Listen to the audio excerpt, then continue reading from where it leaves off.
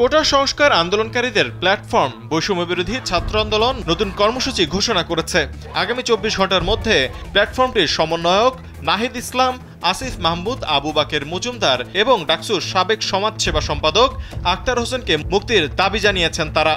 একই সাথে আটক সকল শিক্ষার্থীদের মুক্তি, মিথ্যা মামলা প্রত্যাহার ও সংশ্লিষ্ট মন্ত্রী পর্যায় থেকে কনস্টেবল পর্যন্ত সকল দোষীদের বিরুদ্ধে দৃশ্যমান ব্যবস্থা নেওয়ার দাবি জানিয়েছেন তারা। তা না হলে কঠিন কর্মসূচিতে যাওয়ার হুঁশিয়ারি দেওয়া হয়। শনিবার রাত 8টায় অনলাইন প্ল্যাটফর্মে এক সংবাদ সম্মেলনে এসব কর্মসূচি ঘোষণা করেন আন্দোলনকারীরা। আন্দোলনের কর্মসূচি ঘোষণা করেন বৈষম্য বিরোধী ছাত্র আন্দোলনের অন্যতম সমন্বয়ক আব্দুল হান্নান মাসুদ। এ সময় আরও যুক্ত ছিলেন অন্যতম সমন্বয়ক মাহিন সরকার ও সহ সমন্বয়ক রিফাত রশিদ। স্যান্ডেলিনা সো, রূপচর্চায় আভিজাত্য। সংবাদ সম্মেলনে মাসুদ বলেন, আলটিমেটামের নির্দিষ্ট সময়সীমার মধ্যে সরকার দাবি মেনে না নিলে রোববার সন্ধ্যায় তারা নতুন কর্মসূচি ঘোষণা করবেন।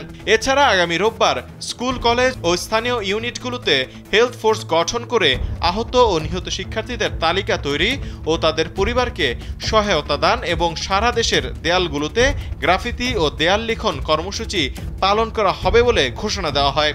এ সময় সহিংসতায় নিহতদের বিষয়ে মাসুদ বলেন, আমরা এখন পর্যন্ত 236 জনের তালিকা পেয়েছি।